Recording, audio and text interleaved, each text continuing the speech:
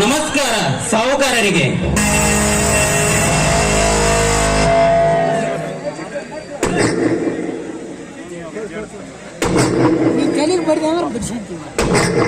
ಹಾಗಾದ್ ನಾವು ತಲೆ ಮ್ಯಾಗ ಯಾಕೆ ತಿಳ್ಕನ ಹೋಗತ್ತ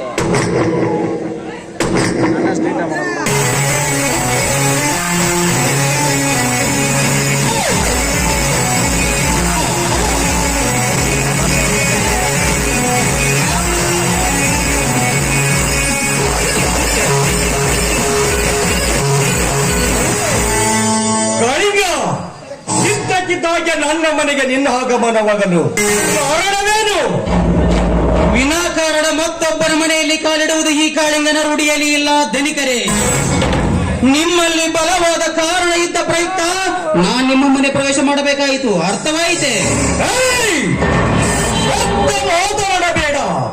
ನಮ್ಮ ಸಮಾಜವನ್ನು ಬಿಚ್ಚಿಯಲು ಬರಲು ಇರಲಿ. ಏನು ಹರಿಯದವರಂತೆ ಮಾತನಾಡುವ ನಿಮ್ಮ ನಾಟಿಕೀಯತೆ ಜೀವನ ನನಗೆ ಚೆನ್ನಾಗಿ ಗೊತ್ತು ಧನಿಕರೇ. ನಾನು ಇಲ್ಲಿಗೆ ಬಂದ ಕಾರಣ ಇಷ್ಟೇ. 20 ವರ್ಷಗಳ ಕಾಲ ನಮ್ಮ ಭೂಮಿ ನಿಮ್ಮ ಕೈವಶದಲ್ಲಿತ್ತು. ಈಗ ಸತ್ಯ ನ್ಯಾಯವಾಗಿ ನಮ್ಮ ಭೂಮಿ ನಮ್ಮ ಕೈ ಸೇರಬೇಕು. ಅದಕ್ಕಾಗಿ ನ್ಯಾಯವಾಗಿ ನಮ್ಮ ಭೂಮಿಯನ್ನು ನಮಗೆ ಬಿಟ್ಟು ಕೊಡುವರೆಂದು ಬೇಡಿಕೊಳ್ಳಲು ಬಂದಿರುವೆ.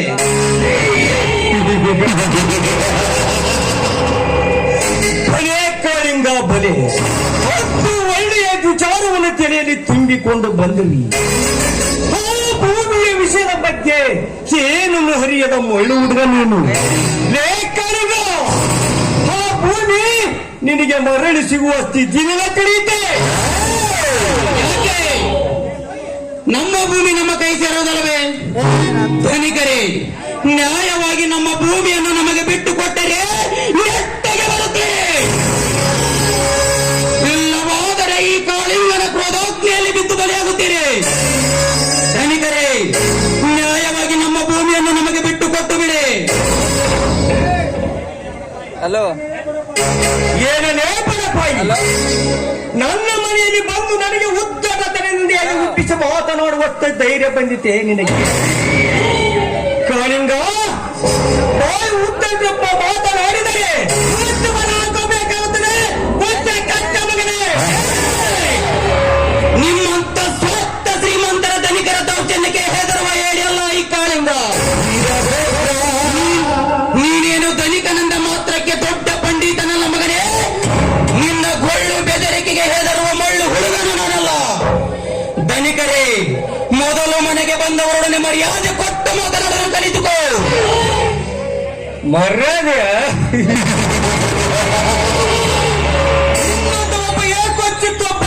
ಬಡ ಭಿಕಾರಿಗೆ ಈ ಕೋಟ್ಯಾಧೀಶರನ ಮನೆಯಲ್ಲಿ ಮರಳಿ ಕೊಡಬೇಕೆ? ಕಾಳಿಂಗ, ದಲಿತ ಸಂಘ ಲೀಡರಿನಿಂದ ನಮಗೆ ಒಪ್ಪಿಸಿ ಮಾತನಾಡಬೇಡ.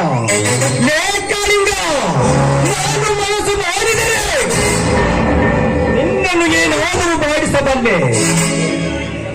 ನನಗೆ ರಾಗಿ ಬದುಕುವ ಪಚ್ಚೆ ನೀನು ಹೋಗಬೇಡ, ತಿಳಿಯಿದ್ದ ಮಗನೇ. ನಿನ್ನ ಮೃಷ್ಟಾನ್ನವನ್ನು ಉಂಡು ನಾ ಬದುಕುತ್ತಿಲ್ಲ, ತಿಳಿದುಕೋ ಧನಿಕ. ನಿನ್ನ ಬಾಯಿ ಭಂಡತನದಿಂದ ನಮ್ಮ ಹಳ್ಳಿಯ ಜನಕ್ಕೆ ನಂಜಿನ ಊಟವನ್ನು ಉಣ್ಣುಸುತ್ತಿದೆಯಲ್ಲ. ಕೊನೆಗೊಂದು ದಿನ ಅದೇ ನಂಜಿನ ಊಟವನ್ನು ನಿನಗೆ ತಿರುಗಿ ಹಾಕುವ ಪ್ರಸಂಗ ಬಂದೇ ಬರುತ್ತದೆ, ಜ್ಞಾಪಕದಲ್ಲಿಟ್ಟುಕೋ. ಹಣದ ಅಹಂಕಾರದಿಂದ ಬಡವರನ್ನೇನಾದರೂ ಮಾಡಬಲ್ಲನೆಂಬ ನಿಮ್ಮ ಸೊಕ್ಕು ಮಣ್ಣಲ್ಲಿ ಮಣ್ಣು ಮುಚ್ಚಿತು. ಎಚ್ಚರ!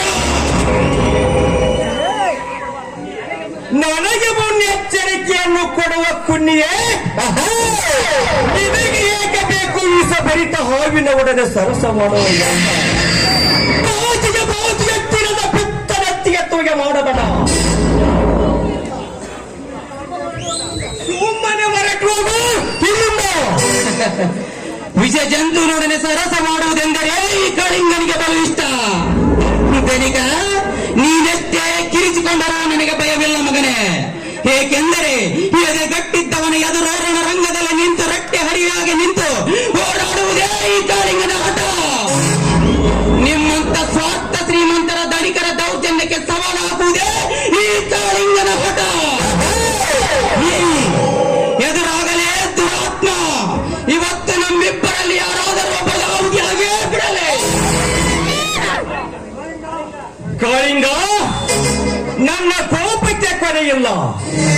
ನೀನು ಬಂದ ಕಾರ್ಯಕ್ಕೂ ನಾನು ಒಪ್ಪುವುದಿಲ್ಲ. ನಿನ್ನ ಭೂಮಿಯನ್ನು ಪಡೆಯಬೇಕೆಂದ ಗುಂಡೆದೇ ಕಂಡು ನಾನಾಗಿದ್ದರೆ ಆ ಭೂಮಿಯ ವಿಷಯ ಮರೆತು ಬಿಡು. ಒಮ್ಮೆಗೆ ಮಾತ್ರ ಈ ಊರಲ್ಲಿ 4 ದಿವಸ ಊರಿ ಬದುಕಲು ಸಾಧ್ಯ. ಹಂಗಿನ ಜೀವನವನ್ನಿಟ್ಟುಕೊಂಡು ಬದುಕುವ ನಾಮಾರ್ಧ ನಾನಲ್ಲ.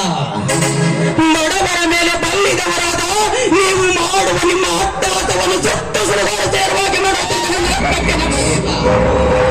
ಬಡವರೆಂದ ಮಾತ್ರಕ್ಕೆ ನಮ್ಮನ್ನೇನಾದರೂ ತೃಣಾಸಮಾನ ಕಂಡರೆ ನಿಮ್ಮ ರೋಗಗಳಲ್ಲಿ ಅಂತ್ಯಕ್ರಿಯವಾಗಬೇಕೆಂದು ಮಗನೇ.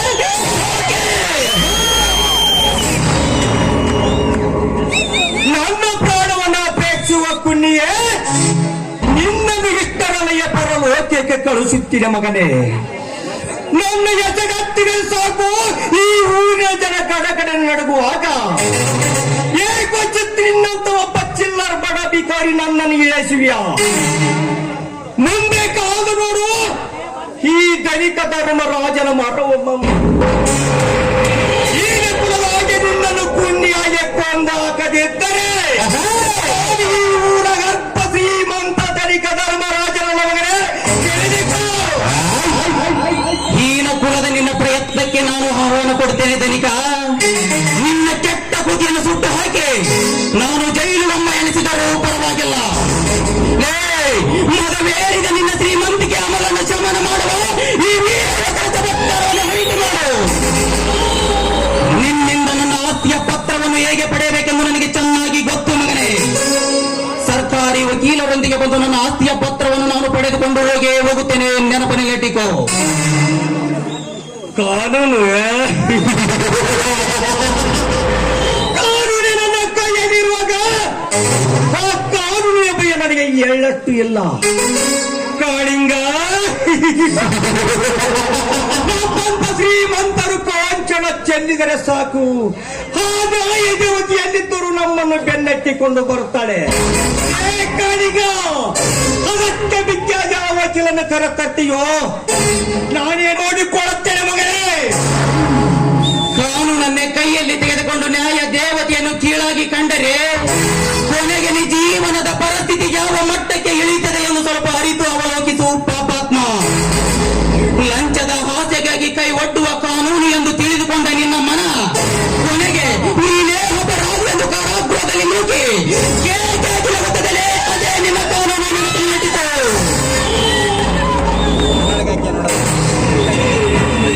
ಧರ್ಮರಾಜ್, ನೀ ಹೋಗುವ ಮುನ್ನ ಒಂದು ಮಾತು ಹೇಳ್ತೇನೆ, ನೆನಪಿನಲ್ಲಿಟ್ಟುಕೊಂಡು ಕೇಳು. ಸಮಾಜಕ್ಕೆ ನೀ ಮಾಡುವ ಮೋಸದ ಪರದೆಯನ್ನು ಜನರೆದುರೇ ಅರಿತಾಕೆ ನಿನ್ನನ್ನು ನಡು ಬೀದಿಯಲ್ಲಿ ಕೈಗೆ ಬೇಡಿ ತೋಡಿಸಿಕೊಂಡು ಹೋಗುವುದನ್ನು ನೋಡಿ ಇಡೀ ಸಮಾಜದ ಜನರೇ ನೋಡಿ ನಗಬೇಕು ಮಗನೇ. ಹಾಗೇನಾದರೂ ನಾನು ಮಾಡದಿದ್ದರೆ ನನ್ನ ಗೊತ್ತೇ ನಾಯಕನ ಮಗ ಕಾಳಿಂಗನಲ್ಲ ಮಗನೇ, ಬರುತ್ತೇನೆ.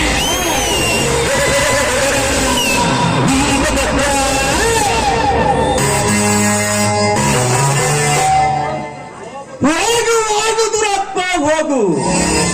ನದಿಗೆ ಎದುರಾಗಿ ನೀನು ಈ ಊರಲ್ಲಿ ಬದುಕ್ತೀಯ ಕಾಳಿಂಗ. ಬದುಕಲು ಬಿಟ್ಟರೆ ನನ್ನ ಪ್ರಾಣಕ್ಕೆ ಆಪತ್ತು.